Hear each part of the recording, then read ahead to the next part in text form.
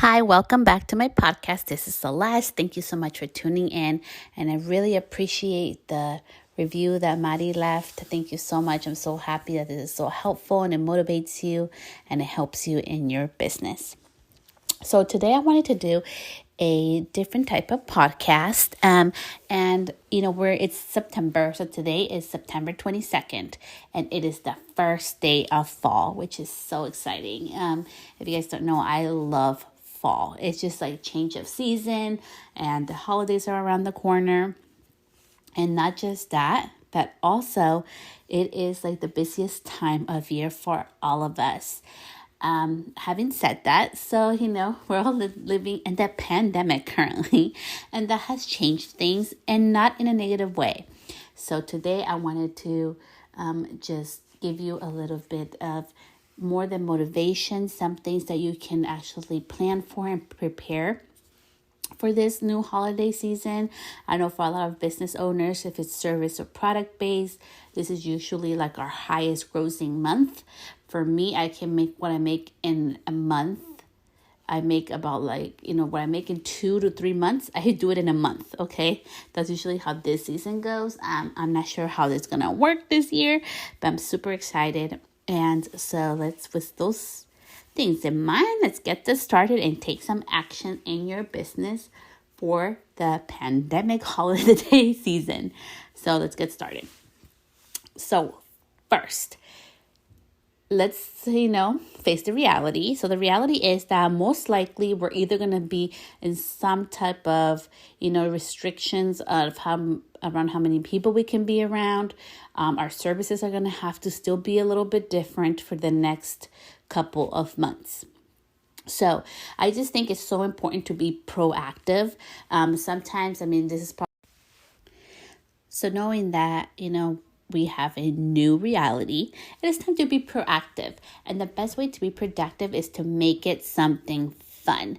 We're all dealing with a lot of heavy emotions and feels. So if we're dealing with that, how is our customer and consumer feeling at this current moment?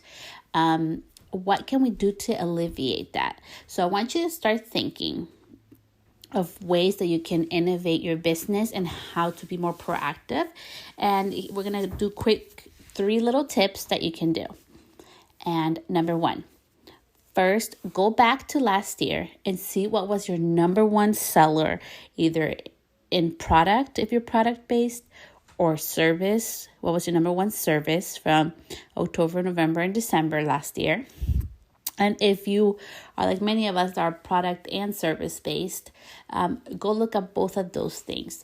I want you to pick your top 2 on both of those categories, okay? So what was your top 2 services, or what was your top 2 products? And if you offer both, then, both of those areas need to be filled out and write it in a piece of paper, okay?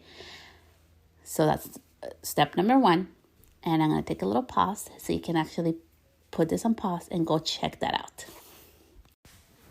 Okay, so now that you know your top 2 services or products or both, it is time to innovate. So being proactive, what is your client looking for? What are their necessities? What is their current reality? And since I'm a mother, let's go there. So currently I am a mommy of 3. I have a baby and 2 kids, and time is very important to me. Like, that if you tell me what's more valuable to me right now, time or money, my time is super valuable because I only have 24 hours in the day, and each hour and minute has to count for something, because I am the type of person that I have a daily to-do list, and I like to do my little check-offs, and after that I like to relax and just be in the moment. That's just how I am. That has brought me a lot of clarity and serenity in my life. Okay, enough about that. But having said that, there are certain things I'm looking for now for services. There are certain commodities I'm looking for if I'm going to step out of my home for a service. So using my example as a mother, what can you do for your ideal client?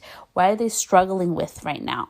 Are they able to, leave their home easily to come to a first service or product for you?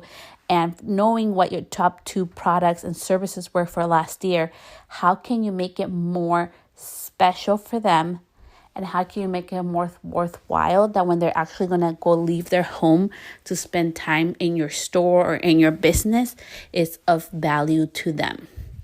So I think it's so important that now more than ever, always has been super important, but especially right now, you should already have, like I already have my fall specials, my holiday specials.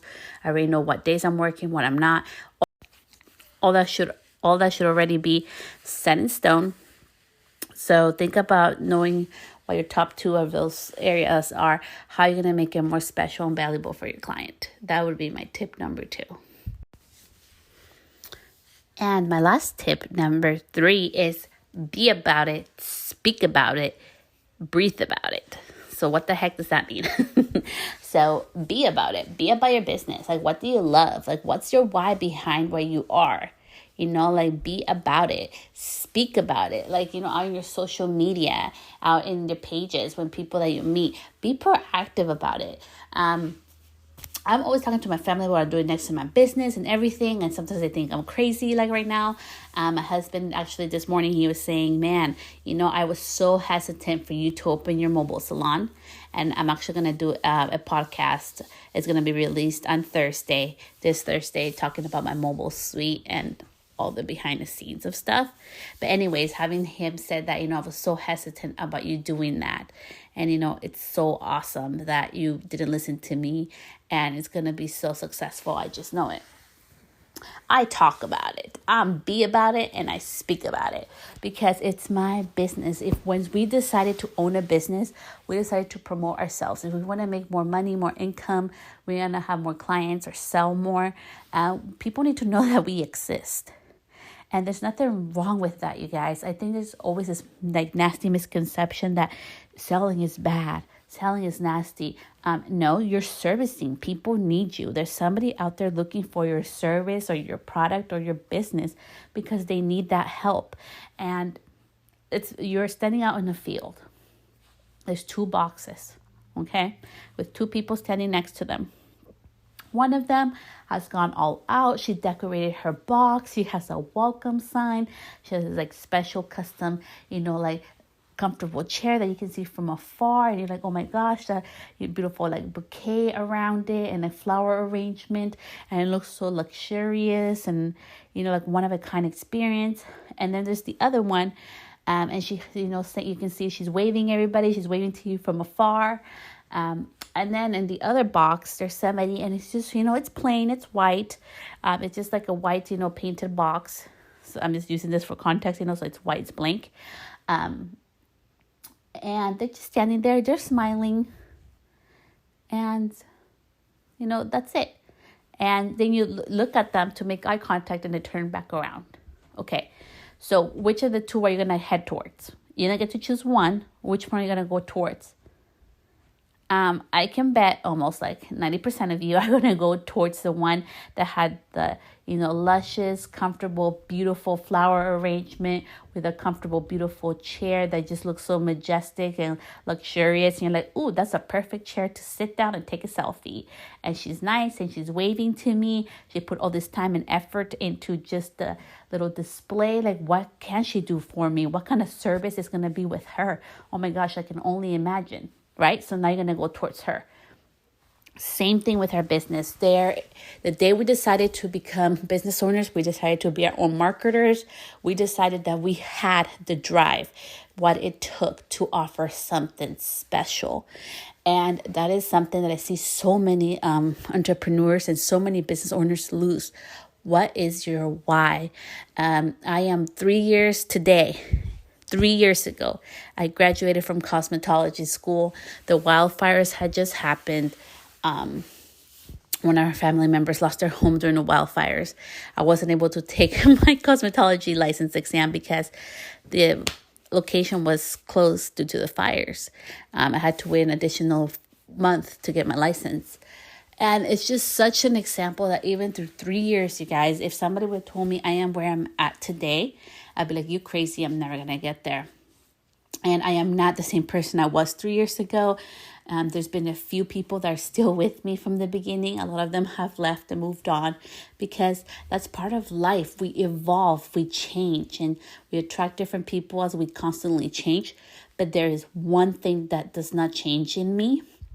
As hard as things get, I try to always remember and focus on my why. My why is what constantly helps me evolve my business, and that's what makes me and my business who it is.